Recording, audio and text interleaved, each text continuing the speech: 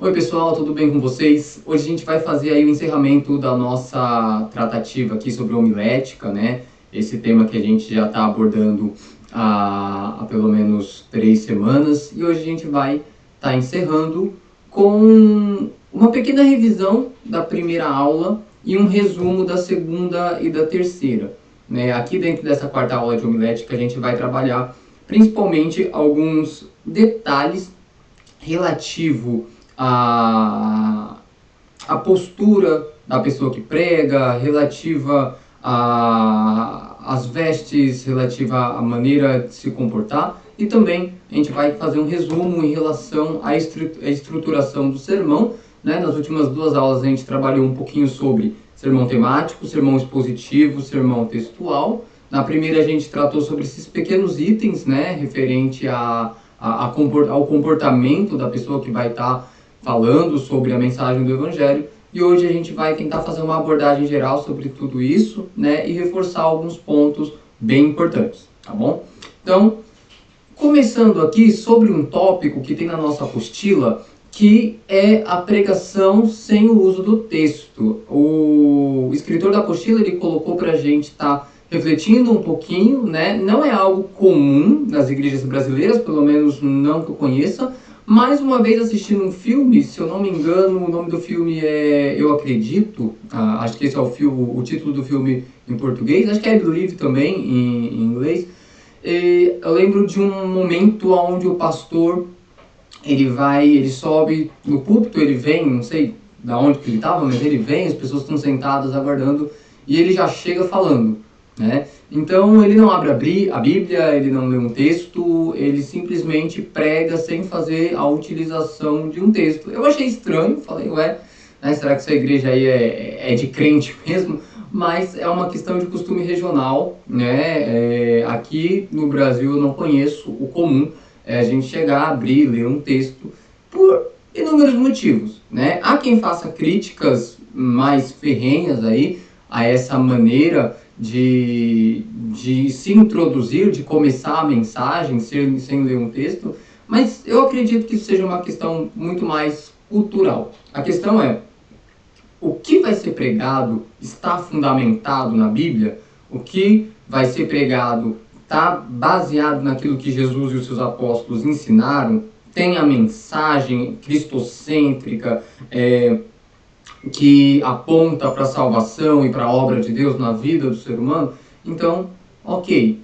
Eu particularmente acho mais interessante uma pregação que se inicia com você fazendo uma leitura por diversos motivos. O escritor ele cita vários, né? Entre alguns deles a gente coloca o ensino básico, né? Porque uma pregação é diferente de um ensino, uma pregação é mais curta, não tem tempo para entrar em detalhes, mas quando a pessoa ela abre o texto e ela dá aquela lida naquele versículo ou naquele pequeno conjunto de versículos de maneira breve, ela já está recebendo algum conhecimento ou está despertando pelo menos a curiosidade dela, para que quando ela chegue na casa dela, ela continue a leitura daquele texto. Então, tem vários outros motivos, como o fato de você recordar a memória do pregador, detalhes do texto que ele vai estar pregando, embora o ideal seja ele já ter estudado exaustivamente na sua casa antes da pregação. E assim, toda a estruturação do sermão, principalmente se for ser um sermão textual ou expositivo, né? Ele precisa dos detalhes do texto.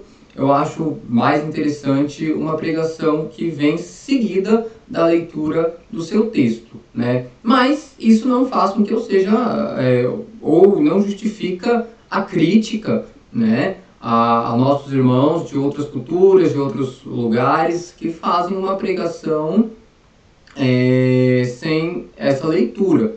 Mais prejudicial é a pregação que, mesmo você lendo um texto no início, a pregação ela é distorcida, ela é antropocêntrica, ela aponta apenas para as necessidades humanas e para massagear o ego aí das pessoas que estão sendo ouvidas. Tá? Então, o importante é que a mensagem ela esteja alinhada com o pensamento bíblico, cristão, evangelístico, tá?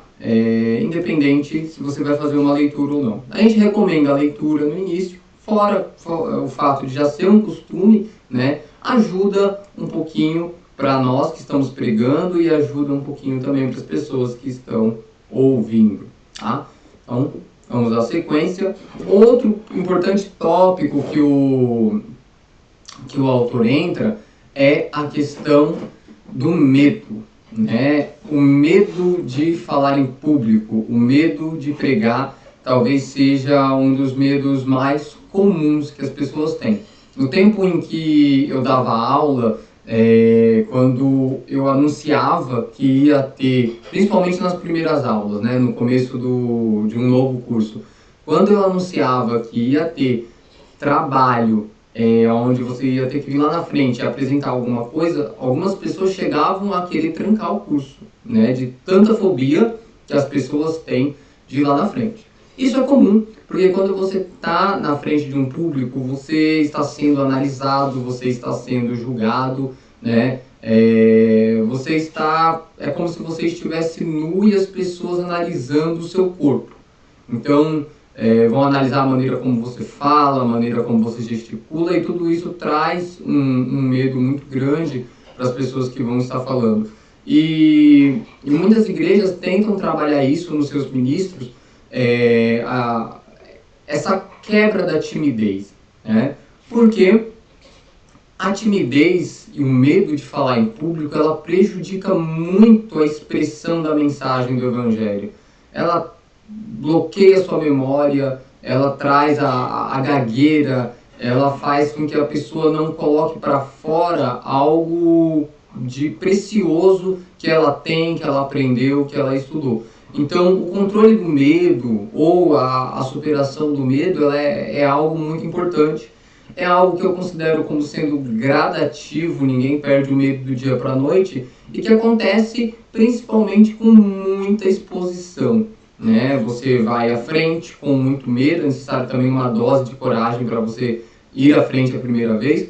Você vai na frente com muito medo, depois na segunda vez você vai com medo ainda, depois na terceira, na quarta, na quinta, você vai até que uma hora você sente-se um pouco mais confortável, você se acostuma, e aí, né, com o tempo você vai superando. Mas é algo necessário, né?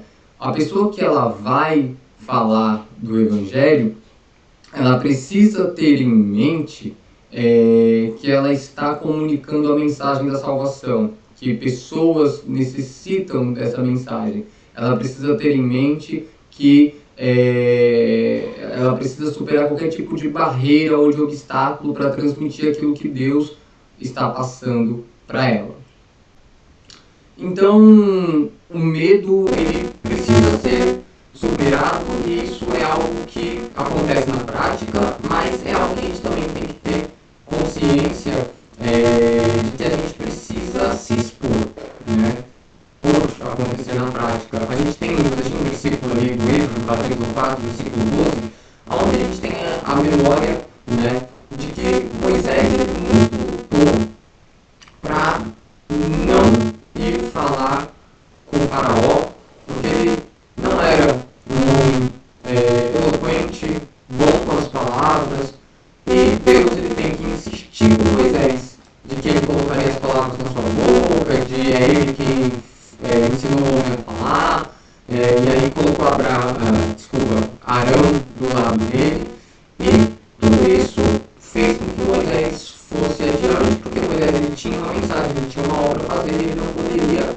se limitar por conta das suas imperfeições, das suas dificuldades, dos seus medos, né? Então a gente deixou esses tópicos aí, que são tópicos que eu resumi da apostila, que o pregador ele deve lembrar-se que a sua mensagem mais importante e urgente que alguém poderia transmitir, deve ter convicção que é o que Deus quer falar ao povo, e o próprio Senhor ele dá suporte a quem transmite sua mensagem. Então, o Espírito Santo que é dado não apenas, né, aos ministros, mas a todo o povo, mas ele está presente com a pessoa que ela se dispõe a estar comunicando algo da parte de Deus, e isso a gente nota do Antigo ao Novo Testamento, né? Existe algo de divino nas pessoas que têm essa necessidade de estar transmitindo alguma coisa, essa obrigação, essa responsabilidade, eu acho que seria essa palavra. Então essa parte da superação do medo, ela é parte do processo, né, que a gente chama de moldagem ali e de preparação do obreiro, da pessoa que vai estar comunicando esse tipo de mensagem. Tá? Então, para a gente não enrolar muito, o medo precisa ser superado. Bom, daqui para frente a gente vai trabalhar principalmente as questões mais técnicas do sermão, mais técnicas não, perdão, as questões mais estruturais do esboço, né, que a gente trabalhou. Lá nas outras aulas que a gente falou dos tipos de sermão, a gente falou como a gente monta o desenvolvimento, né? Quando a gente falou assim, sermão temático, você escolhe o tema baseado num versículo, ignora o texto e faz os seus tópicos de acordo com cada tema. Sermão textual, você pega um pequeno texto, faz o seu esboço baseado nas ideias daquele texto e você pode ir adicionando outros textos para ir sustentando aquele esboço, aqueles tópicos e aqueles subtópicos. Sermão expositivo, né? Todo o seu esboço tem que ser baseado naquele único texto lido, né? Ele é mais detalhado. Então, esse pequeno esboço que a gente trabalhou nessas 3 aulas, eles são basicamente o desenvolvimento. Depois a gente tem que escolher o título, falar um pouquinho sobre a introdução, a proposição, desenvolvimento e conclusão. Fora que a gente ainda tem as transições, né, de uma parte para outra. Aqui a gente vai resumir um pouquinho essas pequenas etapas que a gente tem aí na construção do sermão. Tem muitos locais onde, quando você vai pregar, eles pedem um título do sermão, ou talvez isso seja algo mais para quem está na mídia, para quem vai, sei lá, lançar DVD, colocar em YouTube, ou em qualquer outro tipo de mídia social, a criação do título do sermão, que às vezes vai só para mídia ou às vezes é anunciado antes da pregação, né? Então a gente tem aí um breve comentário do escritor em relação ao título do sermão, né? Que embora nem todos utilizem, esse título ele é uma forma apropriada da expressão resumidamente de todo o sermão. Tá? Então ele pega ali a ideia principal dentro de uma frase curta para a gente estar criando o título. A introdução. Assim como o título, a introdução é uma das últimas partes a serem preparadas, né? A primeira normalmente a ser escrita, primeiro normalmente se escrevem as partes principais e a conclusão. A parte principal que eu comento aqui é o desenvolvimento, tá? E depois a conclusão. O que a gente tem então aqui de ideia na hora de construir um sermão? Você tem uma mensagem. Essa mensagem, você escolheu o tipo de sermão: textual, temático, expositivo. Escolheu a sua mensagem, montou a parte principal, o desenvolvimento, definiu o que você vai falar em tópicos e subtópicos. Ok, então depois disso aqui você vai fazer a conclusão, né? Porque a conclusão ela é um reforço, a gente vai deixar isso aqui para outro slide, ela é um reforço das ideias principais do desenvolvimento. E aí, depois disso, você cria uma introdução, né? Pode parecer um pouco estranho, porque algumas pessoas são mais acostumadas a fazer pela maneira como vão pregar. As pessoas se imaginam pregando e vão escrevendo. Primeiro introdução, eu introduzo assim, desenvolvo assim, concluo assim, né? Mas aqui o autor ele traz essa proposta de comece a fazer o seu esboço com a parte principal dele, com a sua ideia principal, com a ideia que você quer, com o seu objetivo que você quer trazer para a igreja. Então desenvolve ali nos seus tópicos, subtópicos, faz uma conclusão e um fechamento e aí você já tem quase uma mensagem pronta. Depois disso você traz uma introdução, que é, como a gente deixou aí dentro dos tópicos, uma maneira de você tentar trazer um pouco mais as pessoas para você, que é uma maneira de você tentar chamar a atenção logo no início da pregação, despertar as pessoas para que elas criem um pouquinho mais de desejo, um pouquinho mais de interesse por aquilo que você vai ser falada, tá? Por isso que a gente deixou que, assim como o título, a introdução é uma das últimas partes a serem preparadas, normalmente o pessoal começa pela parte principal, que é o desenvolvimento, pela conclusão. Então a gente deixou aí que a introdução funciona como um aperitivo, né? E que a primeira impressão é a que fica. É muito difícil você recuperar a atenção das pessoas se você já começou mal. As pessoas têm uma tendência a prestar mais atenção na pregação inteira se tiver alguma coisa que já atraiu ela no começo, né? Seja um vídeo, né? Por isso que quando o pessoal vai fazer aqueles anúncios de YouTube, por exemplo, o que tem de mais extraordinário eles falam nos primeiros 10 segundos de anúncio, aí se consegue cativar sua atenção, você não pula o anúncio, você fica curioso e assiste o anúncio inteiro. Então a introdução da pregação é como se fosse esses primeiros 10 segundos do anúncio, né? Aí, se a pessoa gostar do seu anúncio, ela vai ficar para assistir a sua propaganda inteira. Então vai funcionar mais ou menos assim, né? Nessa ideia de que ele é um aperitivo e é essa impressão que vai ficar aí para as pessoas. E aí a gente deixou, né? No início que você ganha ou perde a atenção das pessoas. Coisas para se evitar no início de uma ministração, né? Aqui entraria talvez até num slide que a gente deixou para advertências. Evitar falsa modéstia, bajulações, frases egocêntricas. Parece quase desnecessário a gente dizer isso aqui, mas é que é tão comum a gente ver isso no altar de algumas igrejas que é bom deixar aqui pelo menos dentro de uma frase, né? Pessoas que ficam fazendo falsa modéstia, preceito de falsa humildade, usam algumas frases como se estivesse se diminuindo, se desmerecendo, ou então ficam bajulando terceiros por algum outro motivo, né? Então tem a necessidade hoje em dia da gente ser mais direto, né, no Evangelho, para tentar não perder a atenção das pessoas, porque as pessoas, de uma maneira geral, não gostam muito desse tipo de coisa.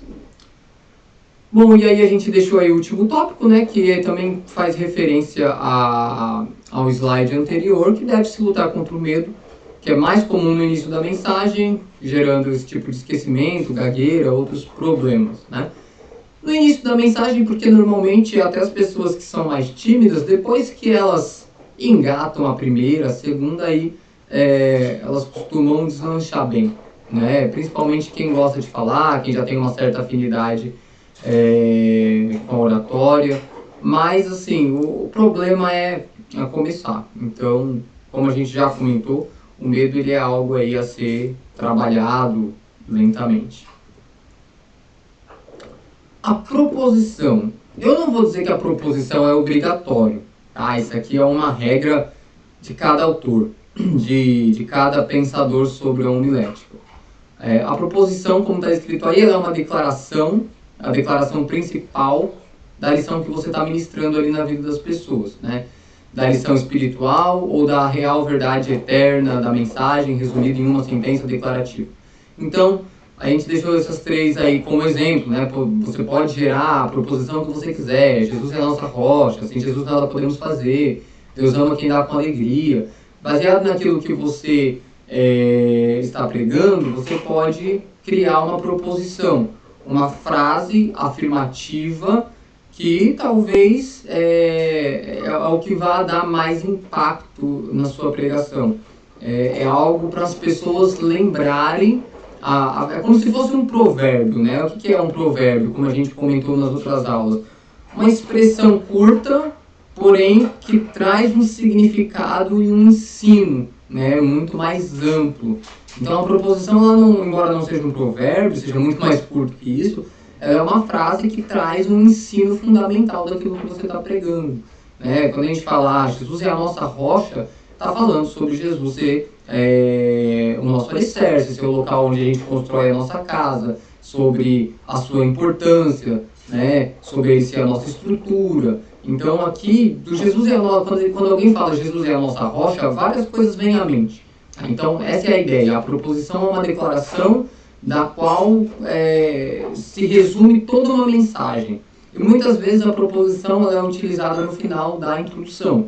Pelo menos essa é a proposta aqui do autor que colocou para a gente nesse modelo de esboço.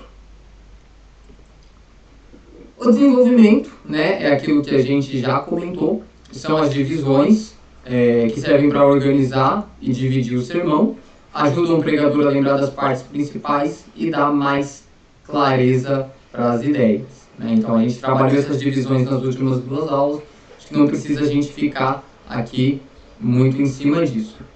A discussão que a gente vai ver daqui a pouco na estrutura, aqui é o desenvolvimento do assunto, né, incorporado nessas divisões do sermão. Então, quando a gente vai mover um esqueminha de um esboço, e quando a gente chegar na parte da discussão em si, a gente está se referindo às ideias que vão ser discutidas dentro daquele tópico. Então, você tem, por exemplo, lá no sermão expositivo, o tópico primeiro, o tópico segundo e o tópico terceiro. Dentro de cada tópico você tem subtópicos. E aí para cada um deles você tem uma discussão. Né? Você não vai escrever tudo aquilo que você vai falar. Mas, por exemplo, para cada tópico você tem um título, né, para você lembrar daquilo que você vai falar. E a discussão é o que você vai desenvolver em cima desse título. Sobre que temática você vai falar, o que você vai abordar aqui dentro. Então essa seria aí a discussão. A transição, embora ela esteja no esqueminha de esboço que a gente vai colocar aqui, eu pelo menos não coloquei no slide, mas está dentro da apostila, eu não acredito que você precisa descrever como vai ser feita a transição. Tá? Eu acredito que a ideia aqui é que ela seja feita de maneira suave, né? Porque quando você passa da introdução para o desenvolvimento, às vezes você tem uma ruptura, né? Algumas pessoas fazem uma introdução com a história do texto que está sendo lido, né? Enfim, tem várias maneiras de se fazer uma introdução. E quando você vai aplicar a mensagem, fazer o desenvolvimento, a parte principal, você quer entrar com um pouco mais de ênfase, você tem que saber conectar a sua introdução com o seu desenvolvimento. Então, por isso que fala para a gente fazer de maneira suave na hora de você passar de uma parte para outra. E, como eu comentei anteriormente, essa parte da conclusão, ela é uma parte onde você vai reforçar as principais ideias, né? Onde você vai pegar os pontos ali que trouxe um impacto maior sobre as pessoas, aquilo que você mais sentiu de importância na sua mensagem que você vai reforçar. Você não vai pregar tudo de novo, o ideal é que você traga a mesma ideia central com outro exemplo, ou de uma maneira mais enfática, né? Então a gente deixou aqui que não é hora de mais explicações, você está no final da mensagem, não é hora de começar tudo de novo. Você vai reafirmar de maneira diferente e você pode aí trazer uma última ilustração para fazer aquele fechamento, né? Ilustrações normalmente atraem bastante a atenção das pessoas. Você pode trazer aí uma ilustração para fazer aquele fechamento que deixe nas pessoas um sentimento de, poxa, gostaria que continuasse, né? Então, a gente tem aí essas ideias para conclusão. Bom, na maioria das igrejas, não na maioria, né, em uma parte das igrejas evangélicas pentecostais, após a pregação da mensagem, vem o que a gente chama de apelo, que é o momento em que é feito o convite para as pessoas que nunca receberam a Cristo como seu Salvador estarem se juntando, né, à família de Deus, estarem fazendo uma declaração de fé, dizendo que recebem Jesus como seu Salvador. O apelo, em alguns lugares, é algo um pouquinho problemático, por falta de um pouquinho de disciplina, de regra em relação à maneira como se fazer, né?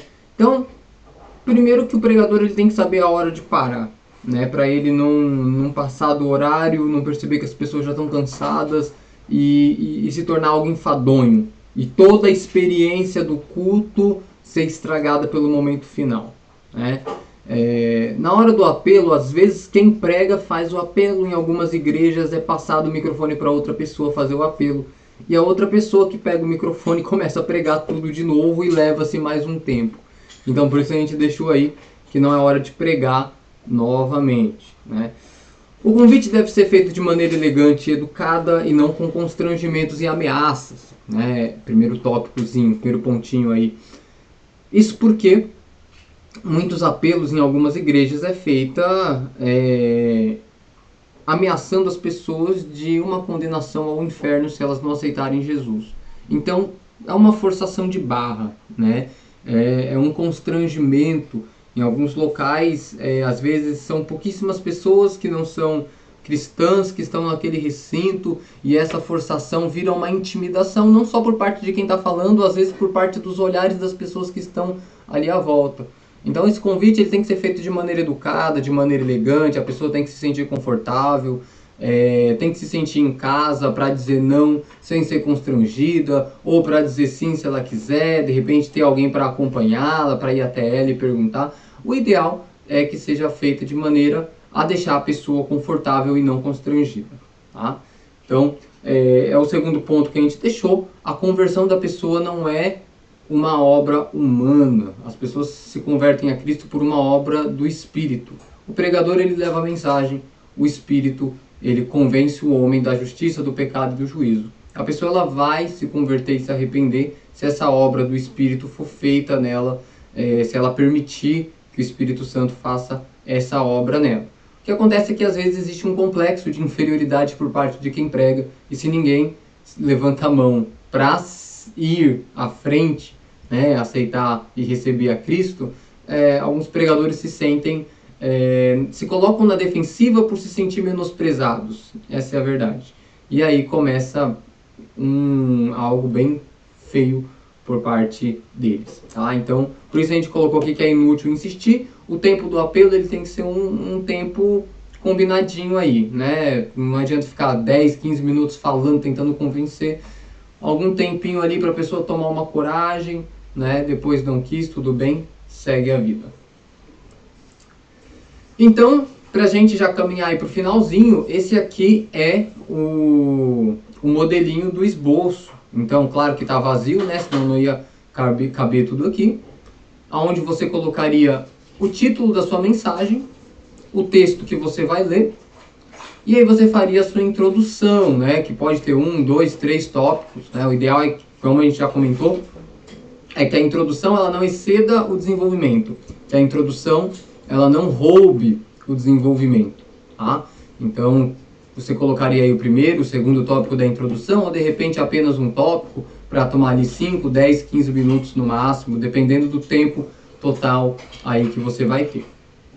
Depois viria a proposição, né? Aquela frase de efeito, né? Aquela declaração que resume a ideia do seu sermão. E aí entraria no desenvolvimento, na parte principal da pregação, né? Onde a gente tem aí o seu esboço, se ele é textual, expositivo ou temático. E a gente deixou aqui como exemplo, caso ele tenha duas divisões, né, principais, duas divisões principais. Poderia ter 3, 4.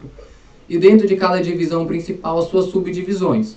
Então teria divisão principal, título dela, a primeira subdivisão, né, o título aqui da subdivisão, e aí a discussão. E aí é o momento onde você vai descrever aqui o que você vai tratar dentro dessa subdivisão, tá? E aí, novamente, a segunda subdivisão e o que você vai tratar dentro dela. E aí também depois você vai fazer aí a divisão principal com as suas duas subdivisões, né? E depois para a conclusão. Entre a introdução e as partes principais, você tem a transição, e da parte principal para a conclusão você também tem a transição. Então, muito cuidado na maneira como é feito essa transição, perdão. Então é isso.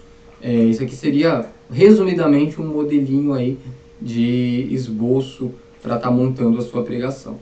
Pelo menos na maneira como é apresentado na apostila, não que essa aqui seja a única forma, tá? Bom, para a gente finalizar, algumas advertências, deixa eu ver aqui, esse é o nosso último slide, que a gente deixa, que a apostila deixa também para quem tem sempre essas oportunidades para estar indo à frente, falar um pouquinho, né? Ter cuidado com sermões repetidos, o que é muito difícil.